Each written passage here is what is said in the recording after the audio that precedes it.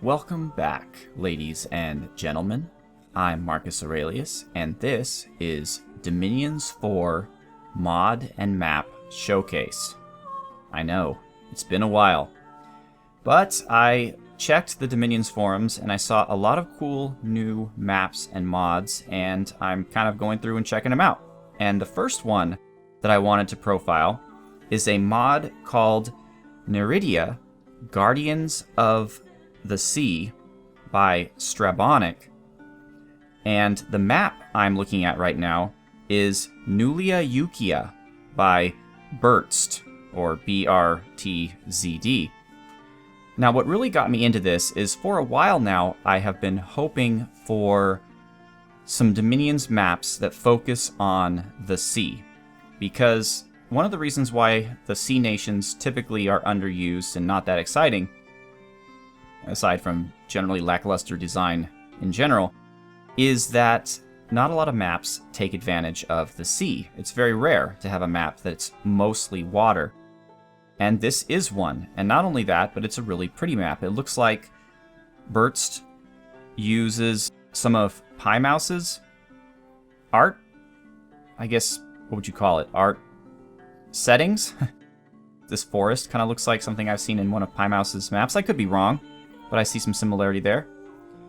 And I think this is a great map. And I think what it does is it opens up opportunities, especially for multiplayer, to have kind of all-out sea warfare. Like if someone wants to play all the sea nations. And you could even use the mod that lets you play nations from all eras and just have an all-out brawl with all the different Atlantises, all the different Rylays.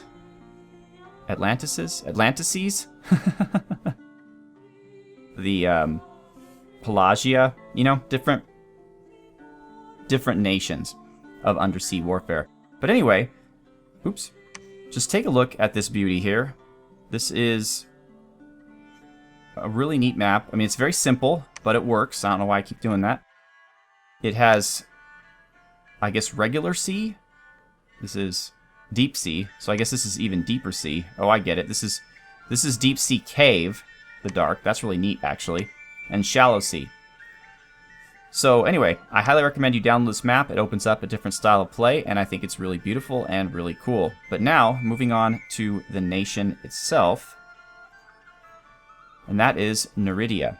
And let's see if I can't... Let's see how... There we are. No, that's actually not what I want. Here we go. Neritia, Guardians of the Sea. The Pantocrator created the Turtlemen from the blood of ancient dragon turtles. The most pure-blooded Turtlemen, called the Dragon Shells, became the rulers of this new nation. Dragon Shells procreated very slowly, and most of them were hunted down by more powerful beings. So now, the ruling class of Neritia is slowly dying out. Secretive Snailmen tribes, and the Snailmen really are the reason why I downloaded this mod. It's just, I wanted to play Snailmen. Sometimes you just gotta play Snailmen. That practiced death magic joined Neritia to get protection from the aggressive Triton and Merman tribes. It's a race of turtlemen working together with snailmen. They have amphibious infantry and they can recruit giant turtles. Their magical spheres are water, which is their strongest sphere, and then they have fire and death. They have decent priests, but I don't think they have a 3 holy priest. And I created one of... They have some pretender types to choose from, some new ones, and you know what? What I'll do right now is I will put on the screen the preview image of all the different sprites and whatnot for this mod. I didn't create it. It was actually created by Strabonic, and he put it on the forum page, which I will of course link to, as well as the map Nuliayukia by brtzd. But I created I Like Turtles, who is one of the new pretender choices, and it's a Zaratan. And it's a nature. I didn't give him any magical skills, but you can. It is purely aquatic, but it does have trample. And it's mistaken for a small island. I wish there was some way in-game to take advantage of that, like allow it to move your troops from land to land, or move land-based troops from one land to another over sea. That would be an awesome skill to have. But regardless, it's poison resistant, and it gives supply bonus because of its nature magic. So that's I Like Turtles. Now, let's look at the capital. Now you have the Dragon Turtle Shrine, which gives you 2 water, 1 fire, and 1 death, and it also enables the recruitment of the Dragon Shell Lord, the Giant Turtle, and the Honorable Protector. This is the Giant Turtle. It's a sea turtle grown to immense proportions. It's basically a trampling, aquatic-only troop. Limited recruitment, 1 per turn. The Honorable Protector is the sacred troop of the nation. They also have a castle defense bonus, and they have a bodyguard bonus. And they are amphibian. Turtlemen believe that souls of the dead turtlemen reside in their shells for some time after their death. So what happens is these Honorable Protectors are given shields and caps that are made out of the shells of dead turtlemen. Now, to truly understand what that means, imagine being gifted a shirt or coat made out of human skin. You would probably not want that, but apparently the turtlemen really dig it. And then, of course, you have the Dragon Shell Lords, which are really strong mages, and minor priests. They have 3 fire, 2 water, with the opportunity of getting an additional fire, 2 additional fires, 1 additional water, and possibly a nature.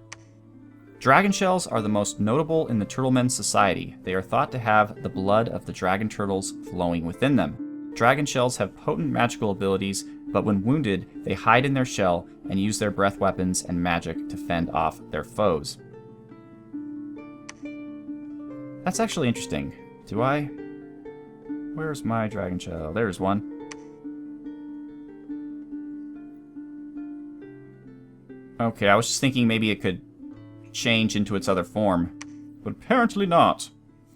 So anywho, let's look at the troops. You start with a basic Turtleman Scout, which is fine. Turtleman Captain.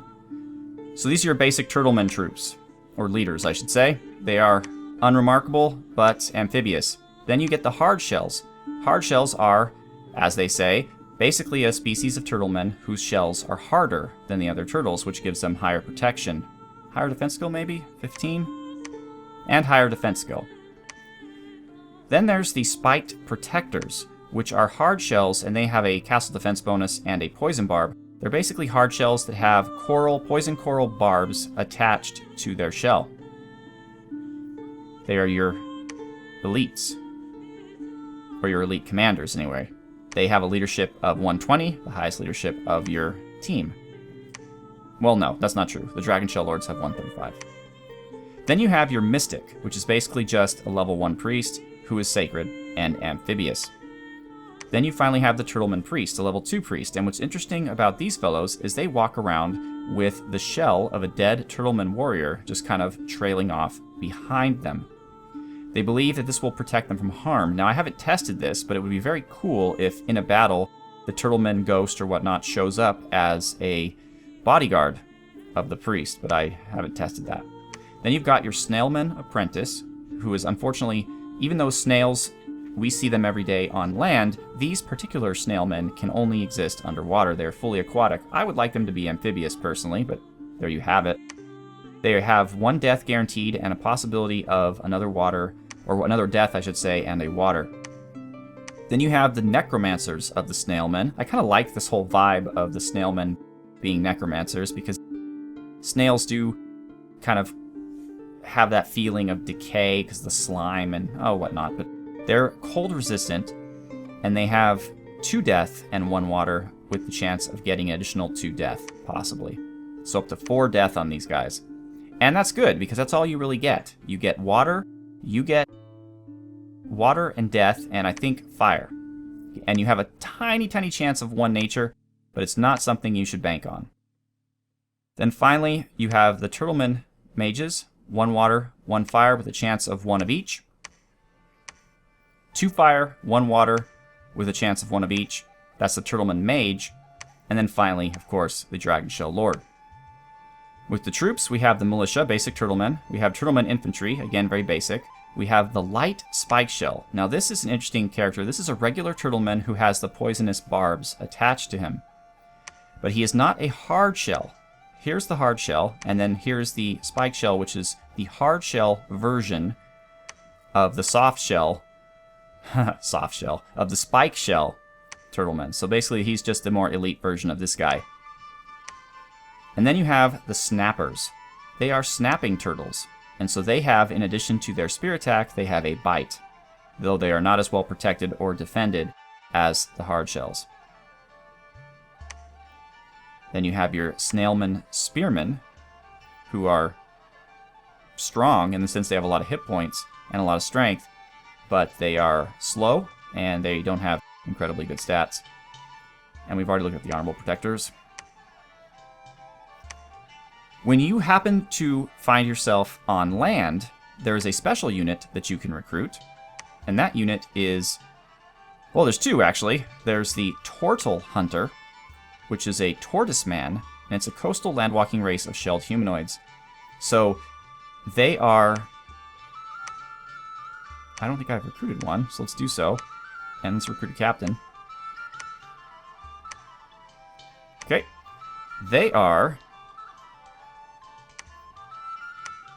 They're not amphibious. Okay, so they can only go on land. But then there is the War Tortoise, which is a giant tortoise with a little carriage, I guess, tied to it, and these tortoise men get to ride it. So of course it tramples, but like its tortoise men buddies, it cannot go under the waves. A lot of hit points though. Fun to have them in mass, definitely. So that's about it in terms of recruitment, and in my many turns playing this nation, I have not seen a hero, like a national hero unit.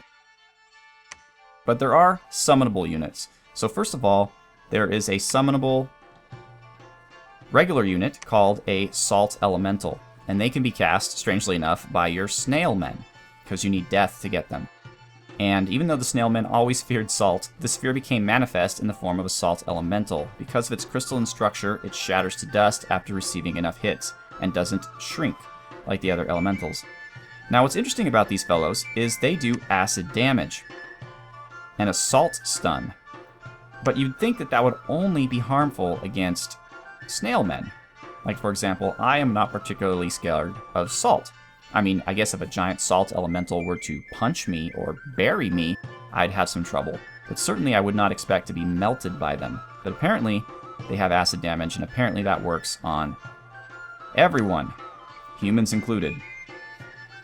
That's the only summonable troop that I was able to find, but you do have 4 summonable, or 5, I should say, summonable commanders. So the first is, well, let's just talk about this for a second because it's important to me. It's probably what I consider the most annoying thing about this mod, and that is that you have 4 unique summons. There's Sister Grain, there is Mother Ocean, there is Brother Shell, and there is Father Earth.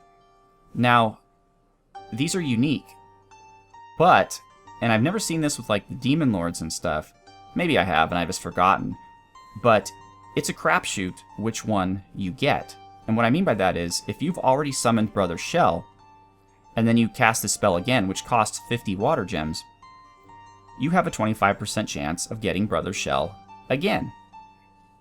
So if you are trying to get all 4 of these guys, it is an exercise in futility, and I would not recommend it. I did it because I'm not fighting anyone, and I had basically ended turn over and over again to get enough gems, but it took me about 20 casts of this spell to finally get all 4 of them. Because once I had 3 of them, supposedly 3 out of 4 times, but honestly in real life more than that, would just resummon one that I already had. And I felt that was incredibly annoying. I think you should be able to summon all 4 in a row, and at that point, yes, you can start resummoning the ones you already have, but as someone who's going to want to have all of these guys because of the diversity, for example, Brother Shell and Father Earth get you into Earth magic, which is nothing to slouch at, and Sister Grain gives you nature magic, which is great since your only recruitable option has a potential chance of having 1 nature, and this will give you 5. So you're definitely going to want all these guys. So the fact that it's just so annoying and expensive, ended up costing me like, I don't know, what, 1,000 gems to get them is just silly, in my opinion. You may disagree. But so there's Sister Grain, and when the Pantocrator created the Turtlemen, he spawned 4 powerful beings to protect the new young race. After some time, when the Turtlemen became strong enough, he thought that they no longer needed help and banished these 4 guardians. Sister Grain is a Turtleman demigod skilled in nature magic, and she brings fertility. Father Earth is a Turtleman demigod skilled in earth magic, and he is good at besieging castles. Mother Ocean is a demigod skilled in water magic, and she calls water elementals to aid her in battle. And finally, Brother Shell is a Turtleman demigod and a fearsome combatant. He protects the warriors near him in battle. So he has a fear attack, or fear effect, I should say, and he's inspirational. How else he protects the warriors around him, I'm not sure.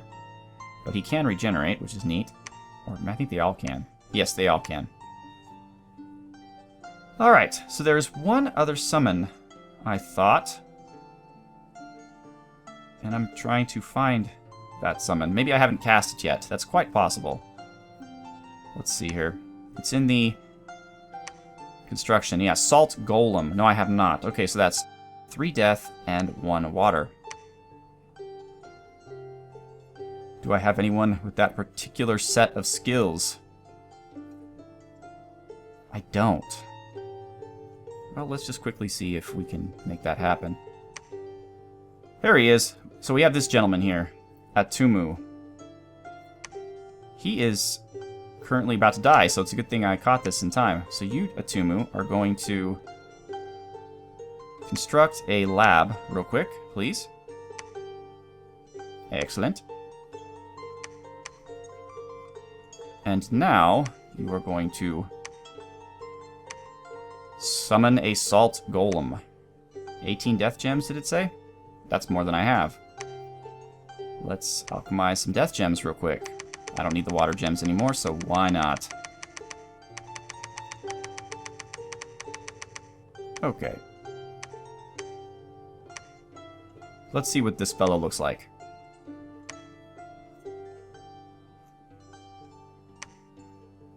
So it is a unit. It is not a commander. And there he is. He looks like a very stabby humanoid version of the Salt Elemental. Salt Golems are magical constructs from rock salt found underwater. Their fists corrode armor and irritate living beings. What makes Salt Golems powerful combatants? I think he means this is what makes Salt Golems powerful combatants. I don't know, man. A 28 acid attack seems like something that would be a little bit worse than irritating. But maybe... Oh, it has a -2 damage value? I'm not entirely certain how this all works out, but there you have it. So this nation does not have any type of non-summoning spells. All of its spells are summoning.